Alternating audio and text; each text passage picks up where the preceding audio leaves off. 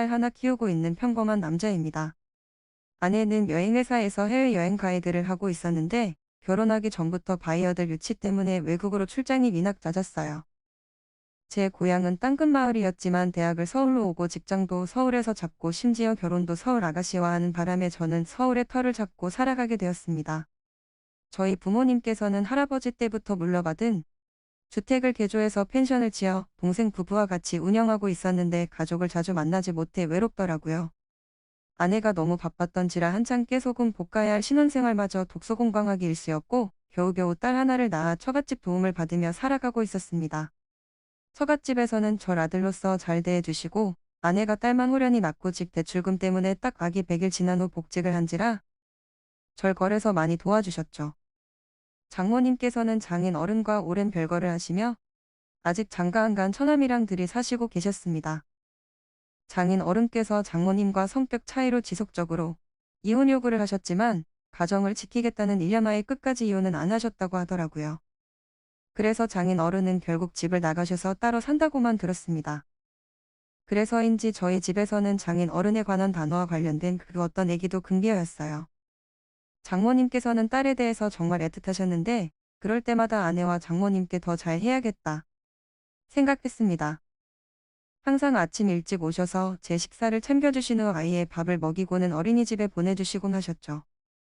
아내가 바쁘니 믿고 의지할 사람이 장모님 밖에 없더라고요.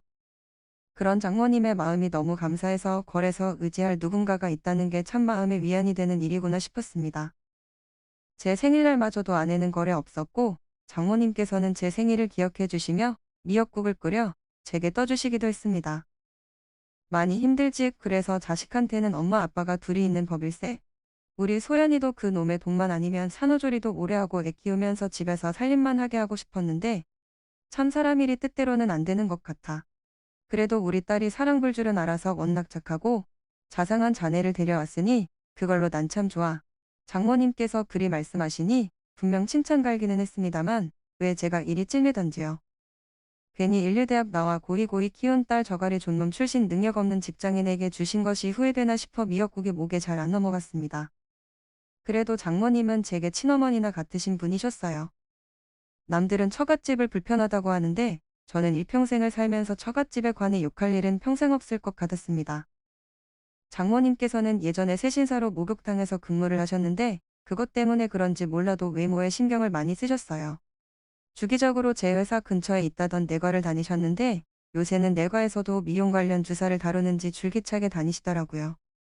그곳에서 좋다던 미용주사나 관련된 약들을 드시면서 좋은 피부와 젊은 외모를 유지하고 있다고 하시는데 사실 장모님께 죄송한 일이지만 크게 효과는 잘 보이지는 않더라고요.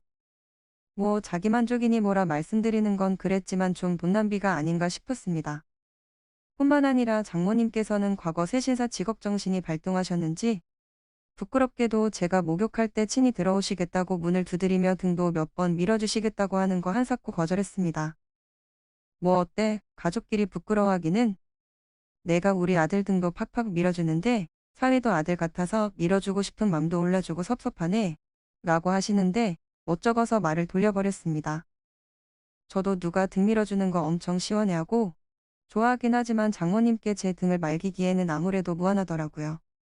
저보다 3살 어린 처남도 가끔 시간이 되면 저희 집에 와서 애도 봐주고 저랑 술 한잔도 하면서 말동무를 했는데 장모님이 때를 밀어주고 싶어 하시는 직업병 때문에 곤욕스러운 적이 많다라며 반농담, 반진담 말하니 처남은 소주를 먹다 사례가 들렸는지 콜록콜록 기침을 하며 끄덕거렸습니다. 아유, 우리 엄마 진짜 못 말리겠네. 그냥 그러려니에요? 매형. 다 자식 같아서 그러신가 봐요. 저희 어머니께서 가끔 그렇게 터프하신 면이 있어요. 불편하시면 그냥 거절하시면 돼요. 알았어, 처남. 근데 나 궁금한 게 하나 있는데 처남은 어머니께 등을 자주 말기는 것 같은데 왜 아내는 장모님께 등을 안 맡기는지 모르겠네. 아내도 때미는 거 무진장 시원해하거든. 근데 장모님께 등 미는 건 본 적이 없어서 엄마 손이 엄청 억세시거든요. 가끔 너무 열정적이셔서 등껍질이 벗겨질 것 같아서 그런 걸 수도 있어요. 그러니까 매형은 우리 엄마한테 웬만하면 등 말기지 마세요. 라고 애기라니 저는 그때까지만 해도 그 말이 사실인 줄 알고 철석같이 믿었습니다. 평소에 사근사근하고 조근조근한 여성스러운 장모님께서 천한 말 맞다나 터프한 면모가 보였는데 가령 화장실 문을 벌컥 연다거나 제가 옷 갈아입을 때 축룩 들어오시는 아무리 제가 아들 같기로써니 그래도 사위고 남자인데 너무나 스스럼 없는 것 같아 불편했습니다. 그뿐만 아니라 말씀도 많으셔서 항상 제 회사 점심시간 때 20분 후 전화하셔서 꼭 제가 밥 다 먹고 살만하면 전화가 오셔서 한바탕 수다를 떨다 끊으셨습니다. 눈치는 얼마나 빠르신지 그렇다고 안 받으면 하루 종일 삐져 계셔서 안 받을 수도 없었어요. 오죽 맨날 전화가 왔으면 제 아내가 장모님인 줄 착각하는 사람이 있을 정도였습니다. 저번에는 회사 사람들이랑 나눠 먹으라고 도시락까지 잔뜩 싸와 끙끙거리며 들고 오셔서 고마움과 난감함을 한꺼번에 갖게 하셨습니다. 다들 일 열심히 하느라 허기질 텐데 맛있게 먹어요. 일하는 사람들에게는 밥이 곧 힘이야. 많이 먹고 일 열심히 해야지 저 자식 안 굶기는 거예요. 라고 말했더니 사람들은 장모님의 음식 솜씨에 반했던지 다들 환호성을 쳤습니다. 그렇게 종종 장모님께서 찾아와 제 길을 세워주시니 그럼 때마다 제 어깨도 같이 올라갔습니다. 그러던 어느 날 사장님께서는 그런 장모님의 마음을 이해하신 듯 고마워하시며 절 따로 부르시며 뭘 커다란 보자기 상자를 전해주시더라고요. 이거 가져가서 장모님 드려. 저번에 물어보니까 떡을 좋아하신다고 하시더라고. 이거 유명한 떡집어서 맞췄는데 아마 입맛에 맞으실 거야. 라고 얼굴이 붉어져서는 말씀하시는데 분위기를 보아하니 뭔가 조금 껄쩍지근한 게 있었습니다. 장모님께서 떡을 좋아하시는 건 어찌하셨는지 계속 장모님 주위를 돌며 관심을 비치는 것이 뭔가 수상쩍기는 했습니다. 장모님께서 현재 혼자시기는 했지만 엄연히 호적상에 집 나간 장인어른이 계시고 법적으로는 부부 사이인데 그 틈에 사장님이 끼어드는 건 엄연한 불륜인 것만 같았죠. 사장님 역시 10년 전에 이혼하시고 혼자 자식들 출가시키고 사시고 계셨는데 꾸준히 노후를 같이 보낼 아내들 분을 찾고 계셨던 것 같았습니다. 그때 딱 저희 장모님께서 사장님 눈에 들어오셨던 거죠. 어찌됐든 하늘 같은 사장님이 떡을 전하라 그러시길래 전화는 하지만 왠지 제가 금기를 저지르는 것 같아서 살짝 걸리긴 했습니다. 장모님께서는 떡을 보며 웬거니 하셨고 사장님이 전화라고 했다고 말씀드리니 인상들을 찌푸리시면서 꼴의 눈은 높아갖고 땅 딸만한 영감 탱이 내 스타일 아니라고 전해라 라고 말씀하셨네요. 그래도 떡은 받아서 냉동실에 모두 보관해 두시더라고요. 그때부터 사장님의 적극적인 사랑아리가 시작되었습니다. 저희 장모님만이 오시기만을 기다렸고 저를 닥달해서 기어이 연락처를 알아내고는 장모님께 따로 연락을 드리는 것 같았고 장모님께서는 그닥 큰 반응은 없는 것 같더라고요. 제가 사장님께 직원들 회식 술자리 틈을 비워서 장모님의 상황에 대해 말씀을 드렸더니 깜짝 놀라고는 더 이상 말씀이 없으셨습니다.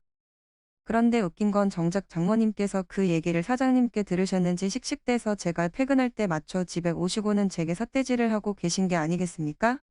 자네, 사장한테 왜 쓸데없는 말을 하나? 내가 지금 별거 한다는 둥 그런 얘기는 뭐하리 해?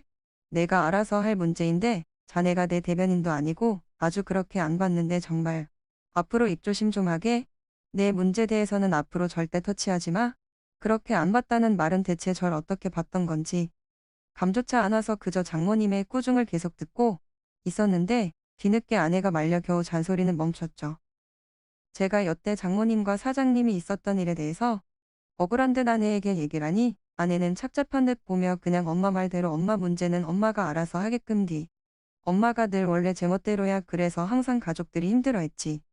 변덕은 또 얼마나 심한데 나도 상종 못할 때가 많아서 집 나가 안 들어오고 등 돌린 적도 많았어. 그래도 어쩔 수 없잖아 부모인데 나도 그것 때문에 버렸어.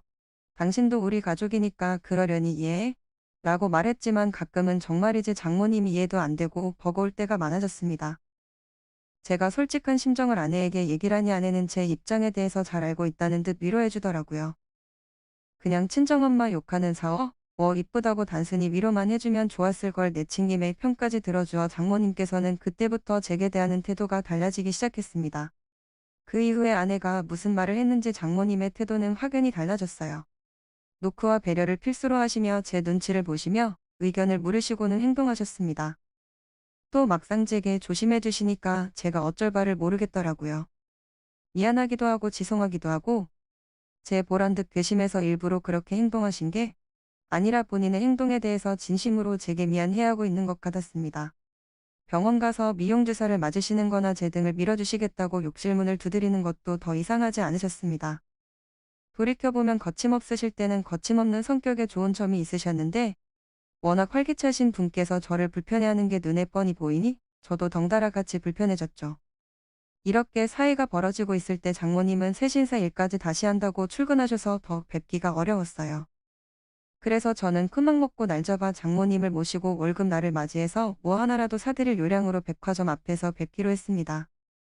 장모님은 처음에는 괜찮다며 안 가신다고 했던 것과는 달리 어디 좋은 데 가는 것 마냥 화장을 화려하게 하시고 한껏 차려입고 나오셨는데 근데 기분 탓인가?